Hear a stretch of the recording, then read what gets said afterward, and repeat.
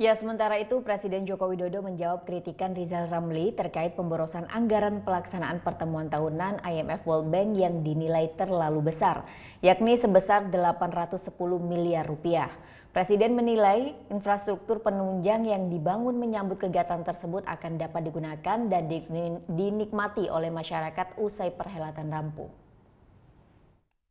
Anggaran itu dipakai untuk memperluas Afron di Bandara Bali, dipakai untuk membuat terowongan di persimpangan yang ada di Bali sehingga tidak macet. Artinya itu juga nantinya setelah ini juga akan kita gunakan terus. Terowongannya juga akan digunakan terus, ya kan? Kemudian Afron untuk parkir pesawatnya, bandaranya juga dipakai terus. Oh iya beneran, iya oke. Tapi gue pernah. Nah, udah kan nonton beritanya? Jangan lupa di subscribe, di like, dan juga di komen ya akun YouTube dari Net Bali. Terima kasih udah subscribe. Yang belum, jangan sampai lupa. Di sebelah sini nih, notif subscribe.